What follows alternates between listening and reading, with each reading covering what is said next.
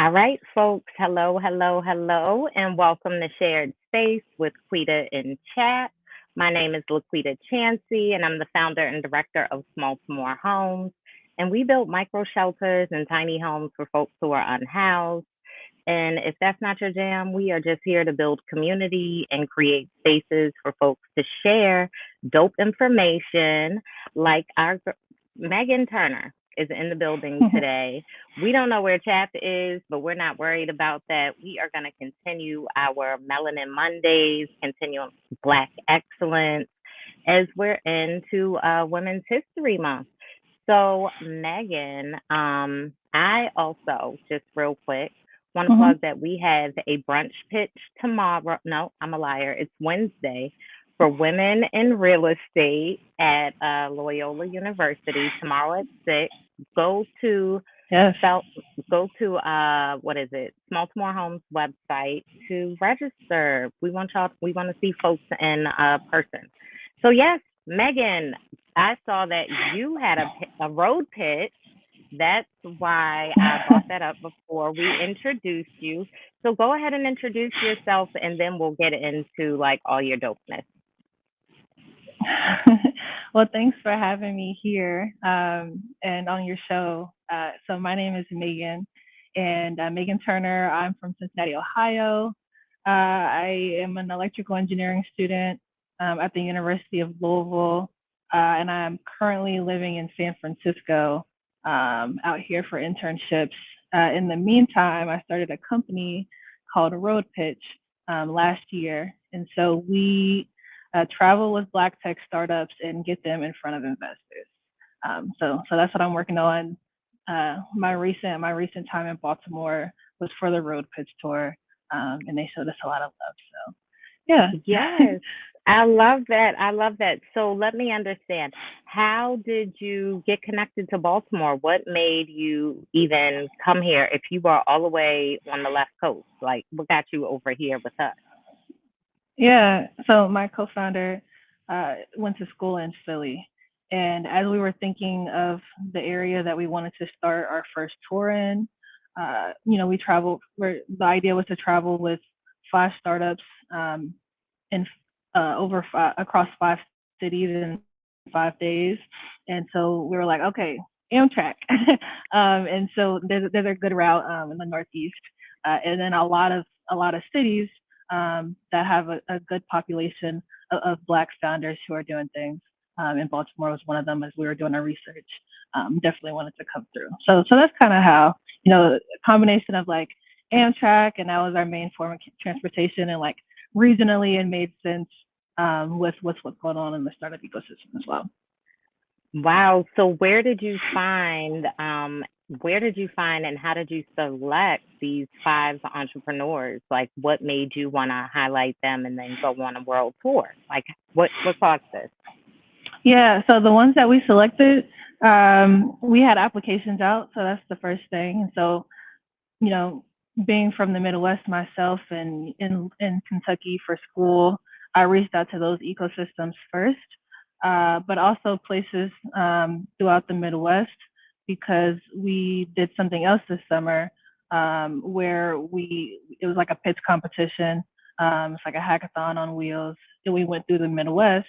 And so I had ties to startup ecosystems in different areas of the Midwest as well. So outside of like what I knew, it was a Hmm. lot of code emailing, code DMing the people in the startup ecosystem, like, hey, that's how I reached out to you on LinkedIn. And so I was just like, all right, who's in this space?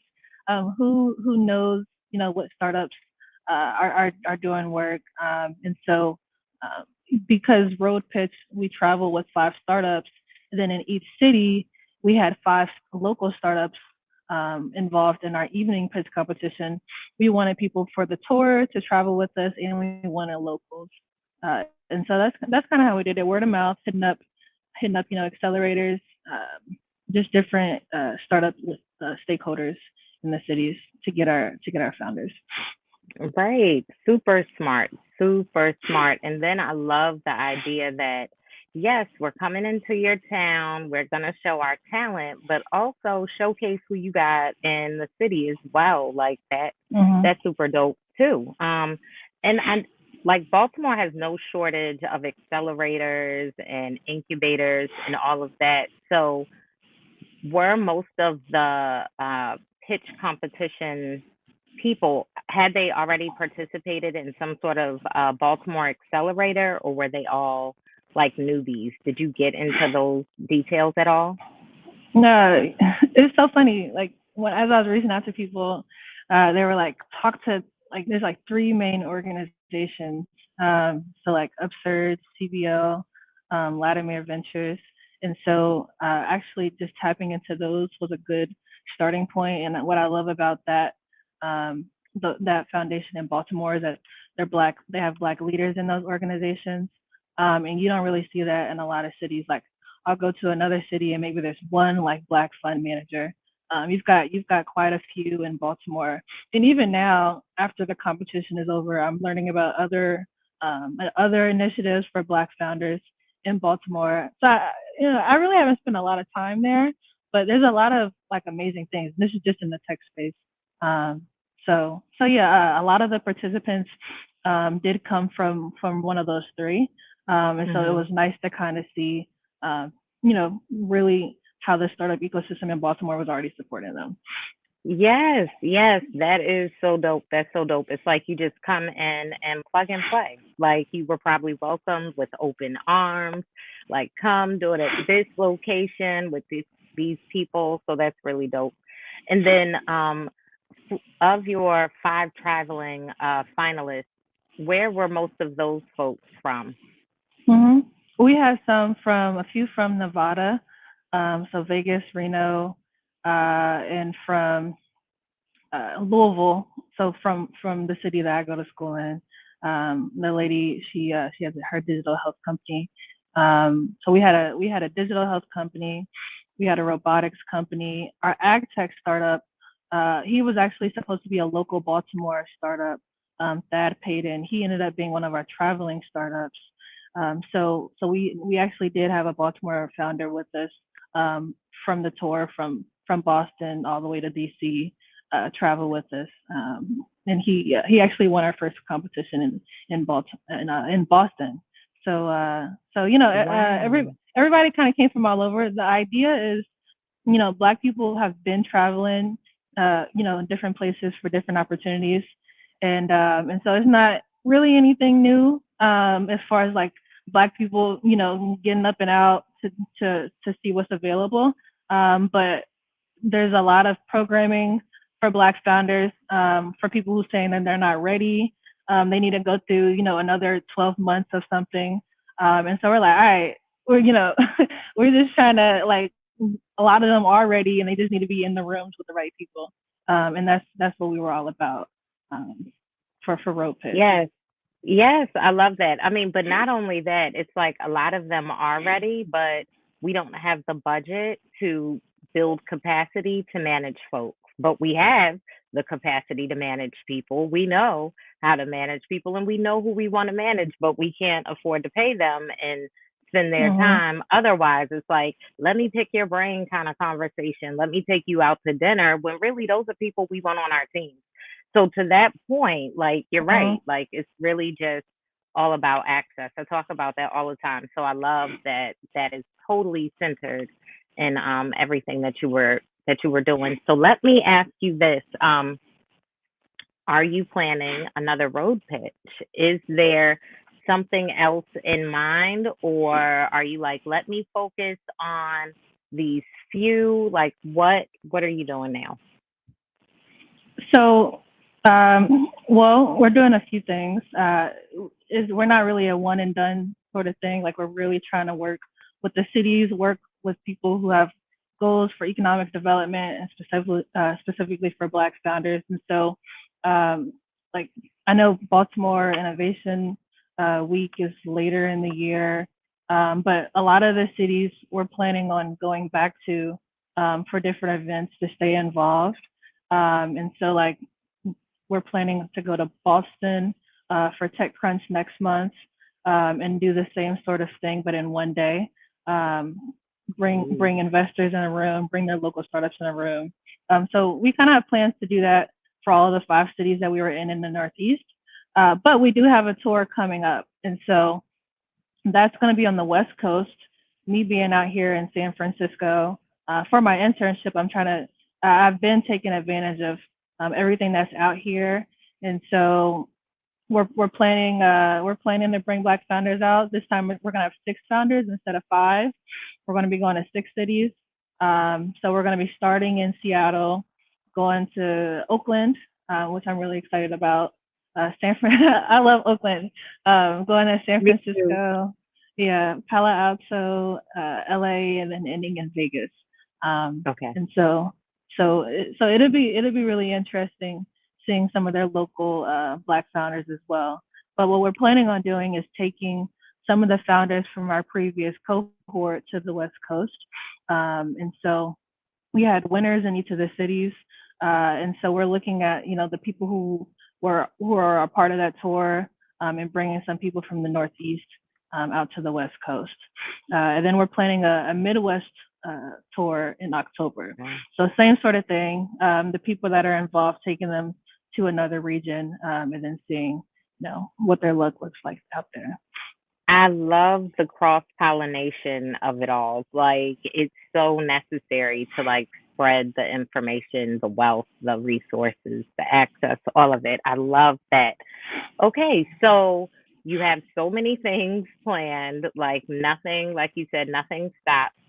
What Mhm. what is it that most of the folks are doing? Are all of them tech? I know your major is you said electrical engineering, right? Uh-huh.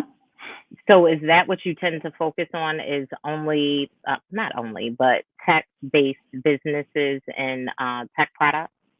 Yeah, so they're all tech companies or tech-enabled companies.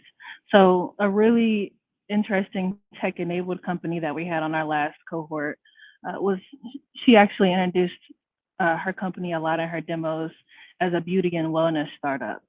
And so she created a lot of product. Her Dio McIntosh is her name. Yato is her company. It's a robotics company. However, what she's interested in is what people are putting in on their bodies, ingredients that they're putting on their bodies, making sure that they know what it is not using Hmm. chemicals and things on their bodies. And so she creates her own products. However, she wanted to like just be really forward thinking and use technology. And so she has a patented robot that she's using to be customer facing so that people can customize their beauty products in real time. And so that's kind of an Mm. example of a tech enabled company where she's killing it. She's got this patent for the use of a robot to customize beauty and wellness products.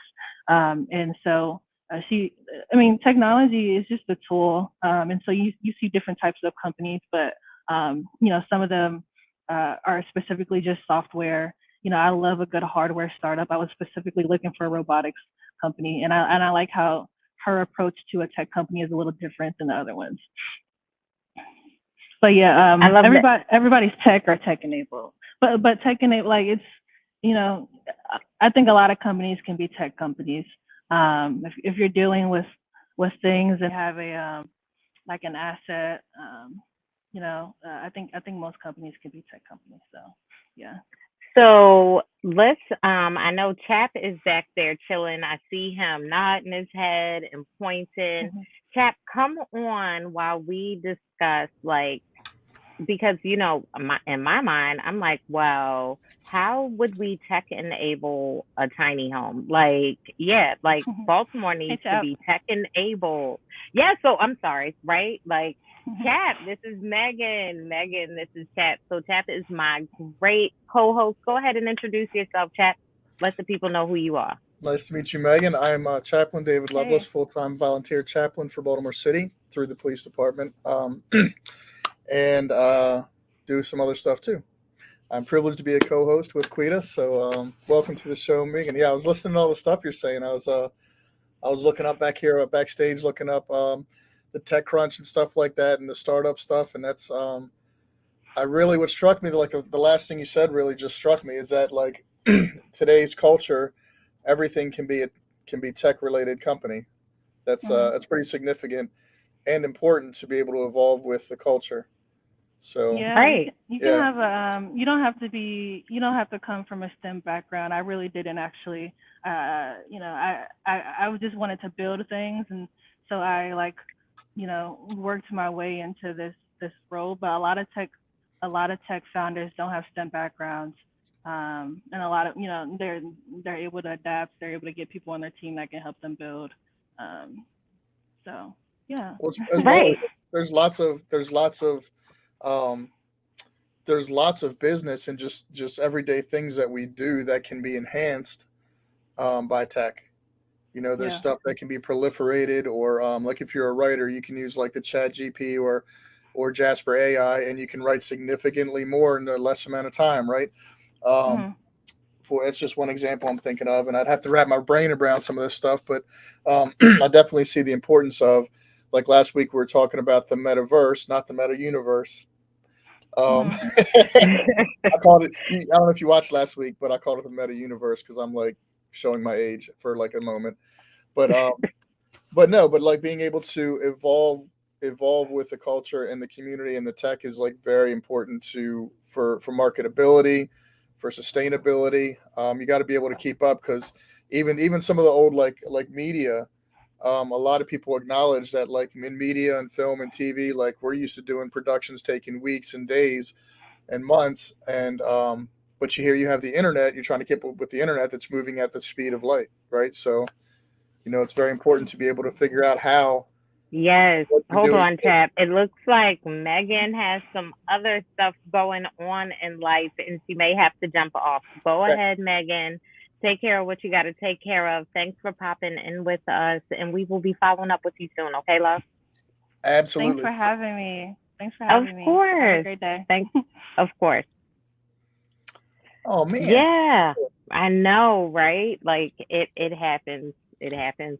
it does. So we were talking about the tech enabled, but I wanted to get into the ideas about the tiny homes. I'm like, okay, so one of the ideas is the digital equity, bridging some Wi-Fi, some digital divide. But I wanted to know, like, what off the top of her head, what were some ways that we could tech enable a tiny home? So I'm going to follow up with her on that and see what's going on there. So, Chad, what's been going on since last week? What you had going on, bro? Man, I have if you check my IG, I have a super cringy picture of me in colonial clothes. I did a film um, with PBS about like the 1700s, so it's Hmm. pretty cool. I had to shave No, though. thanks. I don't want to be. I don't want to be triggered. Thanks. I'm looking at you clean shaven. I'm Yeah, I like, look don't at like it. you. I feel naked, man, but I had to shave it. But this morning I stopped by in Saltia at Urban Reads, and I know you can't really see it, but maybe you can. Got the black butterfly. Finally, Hold. What happens if you hold it in front of you? it turns invisible. No, like in Ooh. front of your Oh, face, like your there we body. go. Yeah. Yep. Yep, Black Butterfly by Lawrence T. Brown. So I'm excited to start reading this tonight or tomorrow. Thank you for the referral. And then Yes. she has got copies of Black Boy Smile, which is next on my to-do list to read. Um, so yeah, I'm excited. I'm not a reader, but like I'm being intentional about it because this is important. It's just important stuff that our culture is producing, out of Baltimore specifically. So, you know, stay tied into the community and really understand a broader picture of what I already think I know. Mhm. We got to tap into other perspectives. Yep, get that historical context. That's what I love about the Black Butterfly. It's like, no, it clearly outlines all the receipts, all the harm, all the trauma, and then gives you a solution on how to fix said things, which is really dope because every time we get to that part, people are like, we don't know what to do.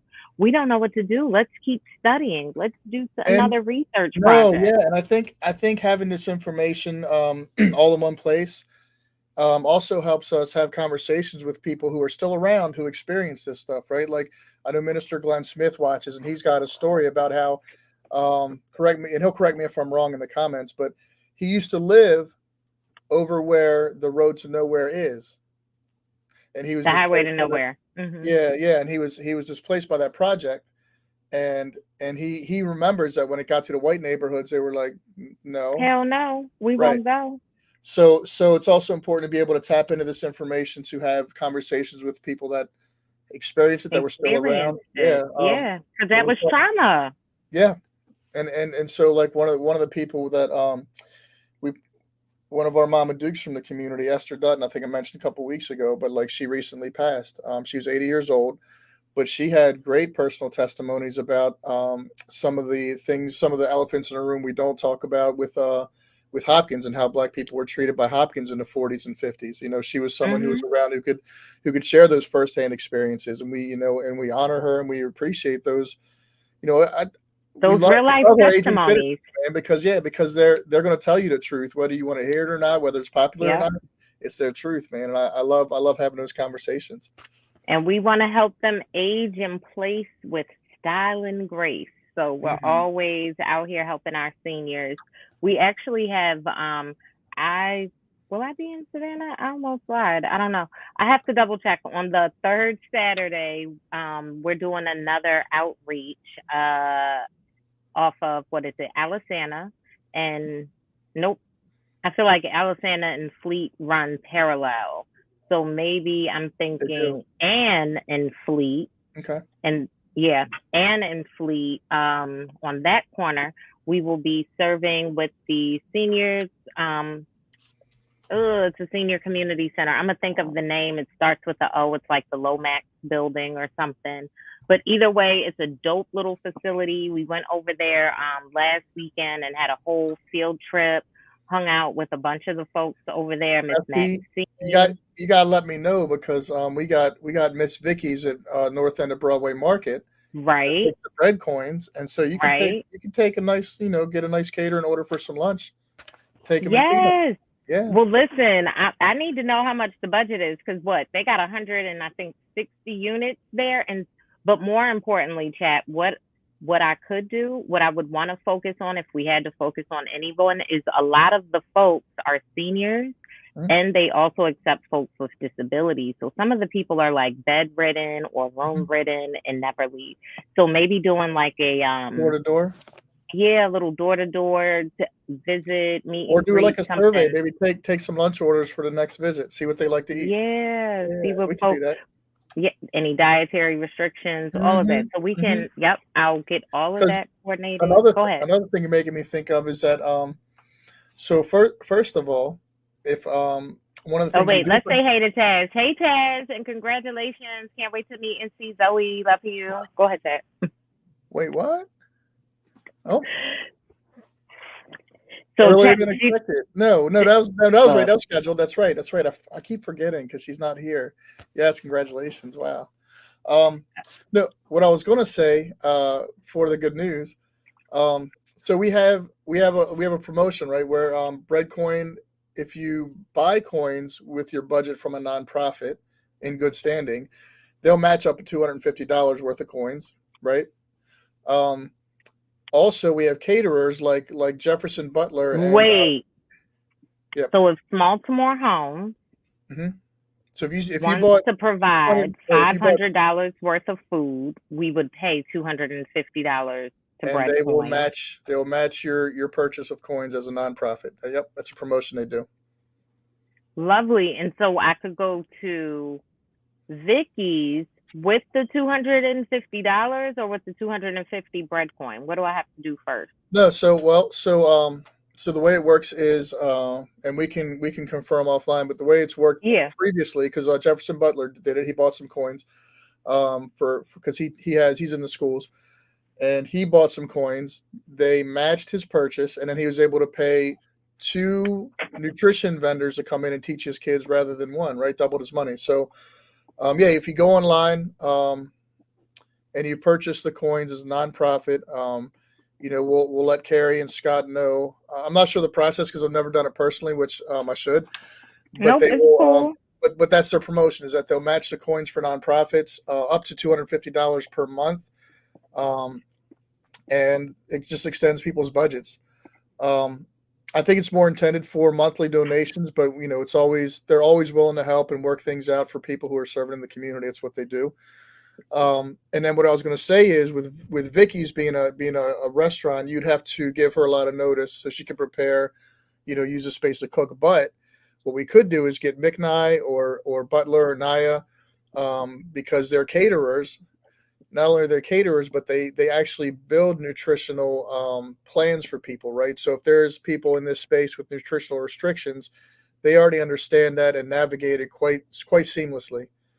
Yeah, I know that's Mechanized like Yeah, specialty. so maybe we get her, say here's $500, which I think we can raise pretty easily between us. And then Right. say here's $500. We need to feed XYZ, and here are some restrictions for specific people that we know of. Yeah. Yeah, that'd be really cool. I love that. I love that. And I can actually start talking to folks about that. Mm-hmm. That would be great. You And kind then of got me thinking here. Go ahead. so I got some good news. I'm gonna put it out there. So this morning I was listening to I know Donnie's going to kill me for mentioning the rivals, right? But I was listening to WAA. My man Larry Lancaster was holding down the show for the girls, and he had Stokey on today, who previously ran for mayor, right? He's done a lot of good work in the community with me. All I can tell you is my truth. Like when I had trash cans and rakes and brooms over in Pensy Ave, so he was right beside me with his boys. But he is going to. He's actually been doing really well with the Stokey project, and he's going to come through and check out a Gogi project this week. So that'll be a really cool connection for them, for everybody involved. And he is sharing your brunch pitch information with his network. So tell me, did you guys already talk about that on the show today? I mentioned it because Okay. that's how I found out about Megan. But I can plug it one more time, y'all. We will be at, and yes, and now Taz is tapped in too. So we will be at the University of Loyola tomorrow. I keep saying tomorrow, Wednesday. It feels like a Tuesday, but it's Wednesday. Yeah. Yes, like I don't know where my brain is, y'all. So again, we will be at the Loyola University on Wednesday, March 15th at 6 p.m. sharp, because I will be there early. So we will be starting on time, 6 p.m. sharp, for a real estate brunch pitch for women in real estate. So you can go to Eventbrite. I think the link is still open. And yeah, check us out, y'all. Come pull up, pop up. It'll be at the library, which is off of Wilson. I'm gonna pull up the information so that I don't have folks It's going off to the wrong. but you got to get in off of York Road, right? Yep. Okay. Yep. It's a little and then, tricky. Go ahead. And then Saturday, the other kind of little mini news for our little tribe. Saturday, we're expecting the co-founder of Breadcoin. I know Scott's been up here a lot meeting people, but Carrie's going to come through and meet some of the vendors and people that help serve in the community. So we're going to start our little tour at Agogi Project again, 8 a.m. Kind of migrate towards Lexington Market and just drop by a couple restaurants on the way. But Lexington at 12 p.m. is having a housing equity symposium. I don't know what it's called. I don't have the flyer in front of me. But if that is if that's your arena, we got Yolanda Pulley. If you're watching, like, come over to Lexington on Saturday, because I know that's your joint. But yeah, there's going to be some people collectively meeting there, talking about housing and talking about things in this book right here. So we'll be addressing that while and kind of hopefully introducing the founding people from Breadcoin who are from DC to some of the Baltimore activists who are actually out here making a difference. And enjoying delicious food. We got 3 vendors in the market with Breadcoin is TOGs. So good. And let me tell you all, they got this thing called Pay It Forward. If you add $1 to your bill, they take that $1, they put it in a bank account, and they just save the money up for when people don't have money. Everybody eats at TOGs. You don't have to have money. Everybody eats. So what happens is those of us who can afford to pay, you pay an extra $1. It feeds the next person. Was it October? January? soft open was October, and from October to January, they had saved enough of the paid forward dollars to serve over 125 people meals, as well as they had brand new sweatpants and socks for people who are didn't have access to those things. So it was a really good thing, event they did, and all that just collecting $1 at a time from people. Right. Empanadas are great, right? They have like cheesesteak empanadas and shrimp and cheese and all kinds of great stuff. Miss Holloway at Tossed Together, Auntie, she's got hey Tanya, how are you? Oh yes, Trinidad. All right, that's TJ's mom, TJ and Tehran's mom, and Jerome. So yeah, we got a lot going on, right? So Gogi projects every other Friday now. We started doing. The coaches had this really wise idea. They said we work the kids. The kids work really hard. They're focused all the time. So we don't want this space. They want them to enjoy the space as well. So every other Friday. So last Friday, next Friday, not next one coming, but the following Friday, we do game nights with the kids. They were playing Street Fighters and 2K and Smash Bros and Mario Party, and they were able to. The coaches want to make sure that they are able to have time to socialize together and relax together and fellowship and enjoy the space and not always be grinding and working. So Right. that was really better than expected. It wasn't as chaotic as expected. The coaches were very organized and intentional with it. So that was actually a lot of fun. You saw because one of our coaches is a teacher at Baylor Edison. So you saw one of the teachers at Baylor Edison whooping up on Smash Bros on one of his fourth graders that he teaches, who also goes to the gym. So it's like these kind of connections being made outside of the context of school are like so important and so valuable and so impactful, right? The kids aren't just like in school just blowing off some teacher who's just like a part of the institution. That person's in their life, that person's building relationships with them. So that's been really great to watch that evolve. And I mentioned that because Jerome said hello, and Jerome was a part of getting that started and organizing it. And even though he's Northwest, he's going to make his way over there to join us. And we may be doing once a month, we may be doing a little video game podcast with the kids out of there once we get it set up with Donnie. So, and I think me and Jerome were talking about first in April. We're trying to get it together by April, but on the first Sundays, we're going to do a film podcast on Sunday evenings, once a month on first Sunday. Just talk about whatever's coming up, what movies are great, which ones suck. I'm going to bring in anybody I can reel in from these film sets, y'all, like directors, producers, actors, whoever. We've already had a couple great actors on the show, Zake and Josh. So we'll keep that momentum going on Sundays. And anybody can jump in. If you want to jump in and argue about movies, I love to argue about movies because I'm very passionate. Movies really molded a lot of the way that I think and I perceive art.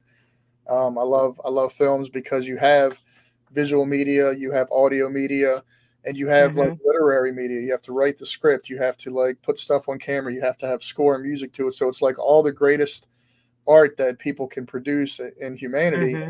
You have to also, it's an art also combining and editing that into telling a story, right? So all those things, like I'm a huge film advocate, and I'm excited to have somebody to argue with movies about it. You don't have to agree with me. Let's just talk movies, man.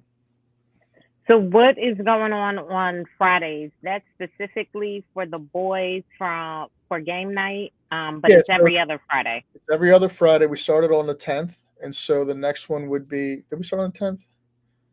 That sounds right.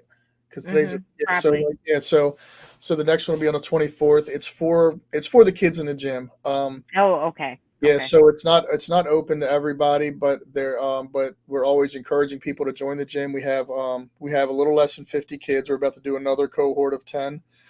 We got a waiting list. But if you're an adult in the community or you're doing any kind of looking for somewhere to volunteer, if you like gaming, if you have a gaming nonprofit, like I'm sure somebody does, I don't know if Jerome's officially nonprofit, but he has the Geeks Haven that he does. Those are the type of people who want to tie in. Wait, tell me more about that. What's a Geeks Haven? We got to get past we got like so many great women lined up for the next couple months. Once we get through them, we can get Jerome on. So the Geeks Haven is a digital space on Facebook right now that Donnell's husband Jerome. He keeps that space. He talks about movies and Marvel and comics and video games and all that nerdy stuff. Um, and he actually, as far as I know, and he can correct me if I'm wrong, but he's hosted some like gaming tournaments and competitions over West, and he plugs in with the kids on that level. Okay, and you said it's a community on Facebook? It's definitely a community on Facebook. If you Google That's the cool. Geeks Haven, I always say the Geeks Den, but it's the Geeks Haven. So I got it right Mhm. this time, Jerome. That's Um, real cool. it is cool, and so I'm trying to bring him over east. I'm trying to bring him into some physical space where he can do what he does, and engage our Mhm. kids because yeah, and it's fun talking to the kids because like I think they grew up with Fortnite, right? And it's like it's fun to share gaming history with them and like, hey, Mhm. did you know there's a home console that was invented and in people's homes in the 60s, right? They can't even fathom that, right? Or Right. teaching them that hey, Nintendo as a gaming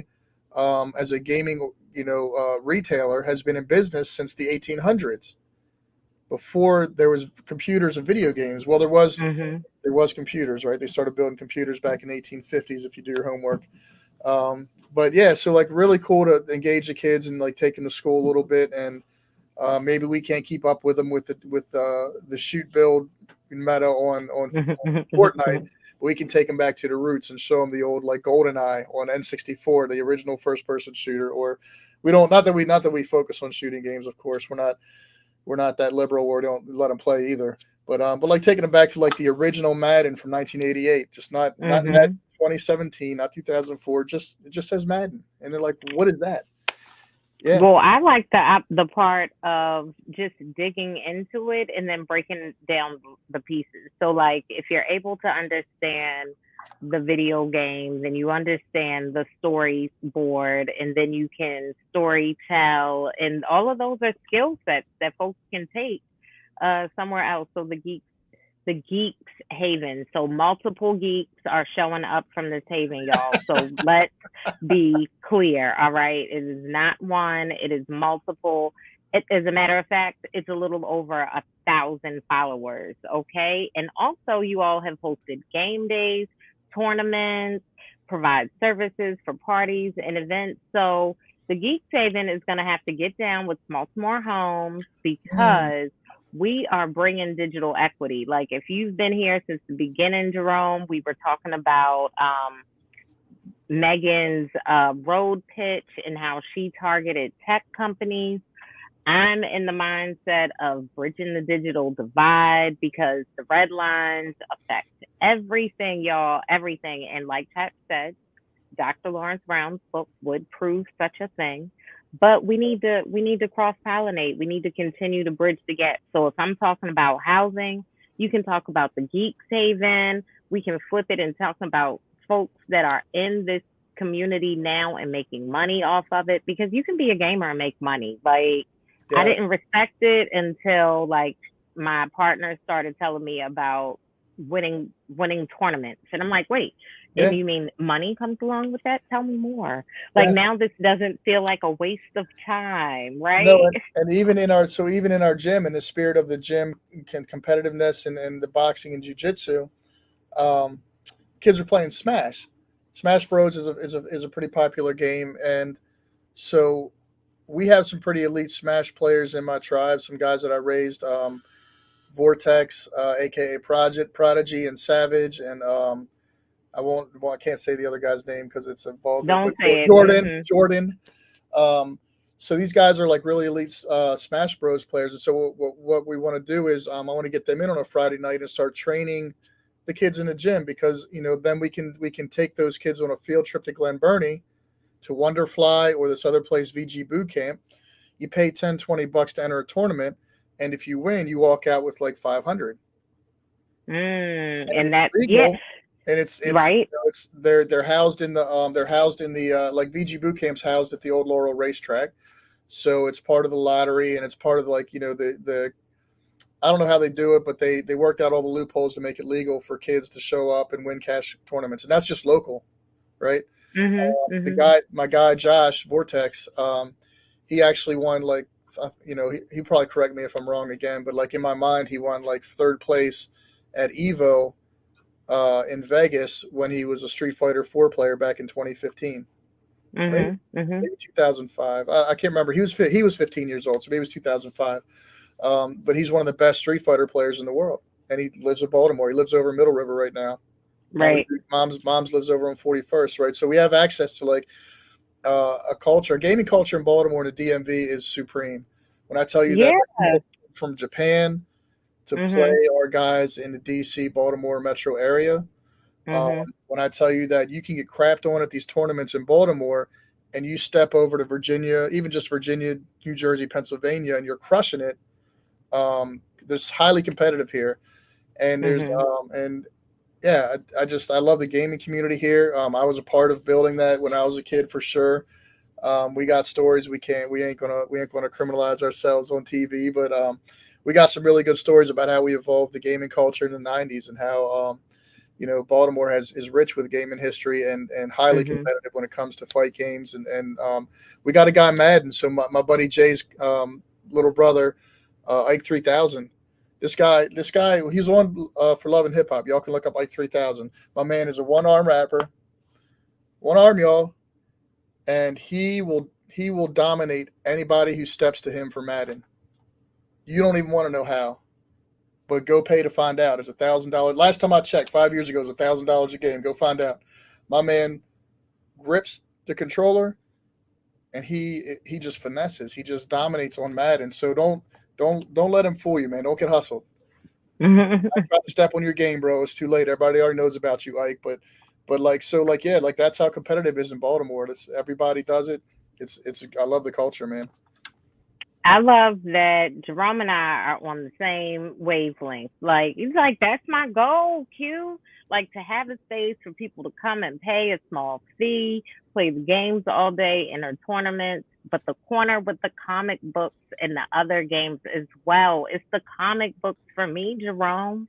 Hmm. Like we can create little graphic novels, create little artists and authors, like all of this stuff. And just I wanted to run something back, y'all. That mindset of always having to be producing is a awful mindset. So when I said something about my partner has to be making money in order to play video games, like I'm no longer in that mindset. I do understand that we need to escape, but at some point, y'all, it was a trigger. It was a trigger, and so Mhm. we've gotten past that, and I understand that we do not need to be producing every 5 minutes, 5 seconds. So I did want to run that back, because I don't like it when I hear people say stuff like that. It's like, yeah, we I can sit and watch TV or listen to the radio or play a video game a time or two. But yes, come pay a small fee, play some games. I love that. So Geeks Haven, one day, someday, up in Bel Air, Edison, maybe there'll be a little pop up Geeks Haven squad situation at the Agoji project. And so you said the cohort is restarting, or you all are starting a cohort. Do you already know who the No, 10 so kids are? we have a list. We have a waiting list. Ideally, officially, we kind of wanted to when the list gets to 10, we want to roll in 10 new kids, introduce them to the program intentionally. It's always negotiable. If there's someone who's um, and it's all negotiable. Like if there's only 6 for a while, then we'll just bring them in so they're not waiting too long. Or if there's somebody who really needs to be in there for whatever reason that we determine, we'll bring them in ahead of schedule or whatever. But the idea is like as we collect 10 more people on the waiting list, just bringing them in and getting them introduced to the program, just because we've got so much to give. We've got a good core group of kids that are moving along, and it's only going to get better and it's only going to get more refined the more that we do it. Um, I was going to share that I don't know. I don't think we have one here in Baltimore, Jerome, but in Chicago, they've got this video game lounge that I went to called Ignite. So we need to like let me get some of these like speak and rolls under my belt, get that speak and roll money, and you and me will fly out or drive out to Chicago. I'm gonna take you to the dopest video game lounge that I've ever seen, and that we'll talk to them guys and make it our model because when you see it, it's and we can do it as a nonprofit, right? Like my vision was always having that like arcade like in York, Pennsylvania, and I think I forget the other one. I want to say Harrisburg. I'm not sure, but they got a retro arcade where you can go in and play the old stand-ups and the old pinball machines and stuff, and it's beautiful. They do that. They charge like $15 for the day. You can just go play whatever. You don't need quarters or tokens or nothing. But I think even taking it even further, that model and making it a nonprofit and making it a museum, right? Where like kids aren't just coming in to play, but kids are learning, right? They're learning the history. They're learning like how to take apart or put together a PCB card inside a stand-up unit, or how to build and code an emulator to play the games, or like have different workshops. And you got to use a STEM language to get the grant money, but still, like even if you don't, like having that space where the kids can explore and take stuff apart and learn, like like I love doing that. I have a little computer about this big. It's a Raspberry Pi project. If you're a gamer, you know about it. And I have all the Nintendo titles and all the Super Nintendo titles all in this one little pocket computer that I can plug into someone's TV, and it's great. It's fun, and like teaching the kids how to do that is, introduces them to something that they might not know that they could do. It's easier than you think. It's just a matter of like following directions, and now you have now you can build your own video games. Wow, what? Right. So It's very much like empowering, right? Like it's mhm. putting things in perspective, putting it in reach, and knowing that, oh my God, I can create something. And And to me, it's like, go ahead. no, well, yeah, no, I'm singing along with you. Like it builds confidence, right? The Yes. first one I built, all I did was go to YouTube University, follow directions, built it, it worked, and then holy shit, I'm a neighborhood legend. Right. Everybody's Right. like, "Oh my God, you're a genius," and I'm like, "I am," because I follow directions, right? Like that's the Right. genius. Like pay attention, follow directions. The Therein lies the information is genius. out there. Right, right, right. Knowing how to find it. That's the genius part Mhm. for sure. Mhm. But to your point, like kids and adults love to tinker. Like that's why I think when when we're engaging volunteers, like folks are like, when are we gonna build? They love to get out there and build, even when they're like fake afraid of tools. I Hmm. think people love to tinker with Dent. I think that their summer program is super popular, which, by the way, folks, if any community school coordinators or you have an organization with kids who want to get paid to tinker this summer, hone in on their entrepreneurial skills, work on a business venture that they're thinking of, learn to do graphic design, whatever that is, apply to Dent, denteducation.org. The applications are open for 14 to 21-year-olds to work through youth work. Um, July 5th to probably August 5th, but it's 5 weeks of paid work for you to tinker. Go ahead and apply. Hey, and they're learning valuable lessons, man. Let me tell you, I wasn't in my 20s before I learned how to swing a hammer and use tools.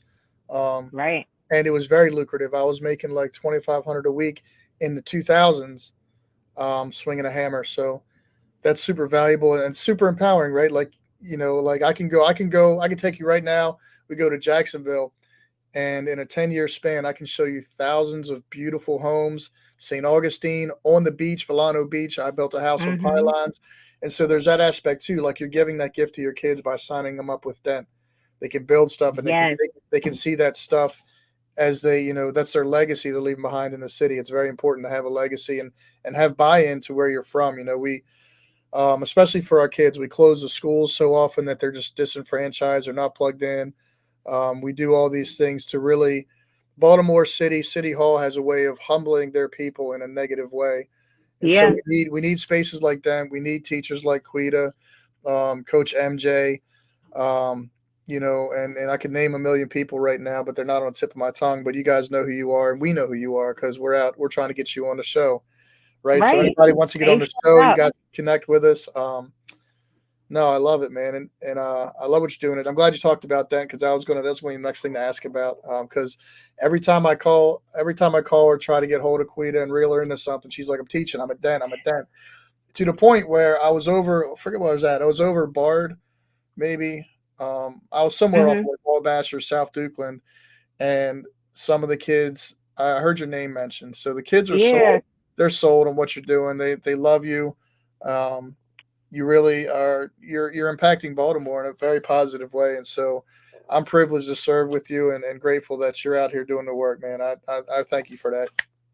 Thank you. Thank you for that. Listen, I'm doing what I can, y'all. I'm showing up because I can. And then when I can't, it's because I needed a break because we can't always be producing like that.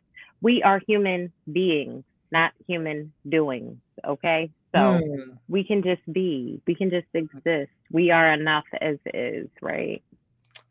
All right. So We got yeah, so we got what, a few seconds left before Robert comes on. Yep. So hold up, hold up.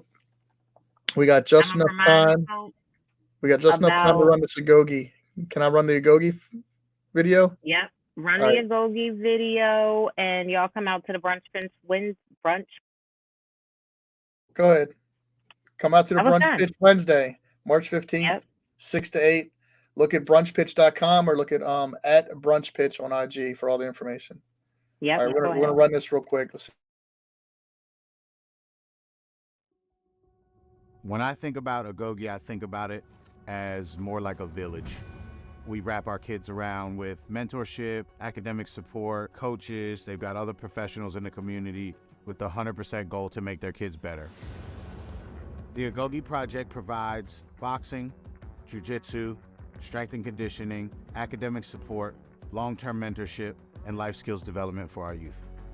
A lot of programs focus on singular things, right? Boxing or jiu-jitsu, or there's a tutoring program. What makes us different is we focus on the whole kid. So I'm worried about them socially, emotionally. I'm focused on their brain development. I'm also focused on them growing as an athlete, and I'm concerned about their mental health as well. Get your elbows back. Come up, come up, come up. That's it, come up. Most of the kids that start our program say things like, this is harder than anything I've ever experienced before. And then as time progresses, they say things like, this is one of the most beneficial things I've ever done. And so my recommendation to youth thinking about joining this program is, it comes with a big commitment, but it's worth it. Overtime. Ready, go. When I think about the foundational skills that a kid gets here, I think about the value of community that you learn. When you realize that you're a part of an important community or a special community, it teaches you that really you can't grow in anything without other people.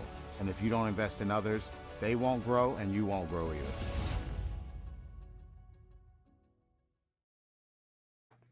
Yes. So I love that last line, right? We invest in others, but not just to help them and help them grow, but we grow also. Yes, yeah. I mean, it really does. I tell people all the time, it takes a village to raise a Laquita. So I can only imagine. Look, it takes a village to raise a And Baltimore, right? yeah, and we got it. We got like I still got like a minute or so. So the breakdown is the Agogi Gym is open Monday to Thursday and Saturday for 4 hours. Monday to Thursday, 4 p.m. to 8 p.m. after school. 4 hours on Saturday, 8 to 4. The first hour of training, the kids are learning speaking Spanish, right? They're learning to speak Spanish and be bilingual. So by the time I got 8, 10-year-olds, by the time they're 16, they're bilingual, they're more marketable than their peers already. They got to jump on getting Hmm. jobs, right? Then they do an hour and a half of training of boxing, hour and a half of jujitsu. They eat, they get help with homework as needed. And it's not just for the kids, y'all. We need some adult sponsors. We need some adults taking the classes. So $100 a month, you can do boxing or jiu-jitsu. $125 a month, you can do both. That money goes towards keeping the lights on for the kids and keeping it free for the kids. We got 50 kids enrolled and about 10 on a waiting list. And just to say that energy he's talking about with the kids saying it's the hardest thing they've ever done and now they're proud of it. That can be our story as well as adults. Let's get in there. Right. You want to get in shape for something, or you just want to learn some self defense out here. It's important, y'all. And the All price is right, always negotiable. 15 seconds, All right, 10 we gotta seconds. go. Go ahead. Love you guys. Sorry I Thanks was for late. coming out. God bless. Good night. All right. See y'all next Monday. Bye.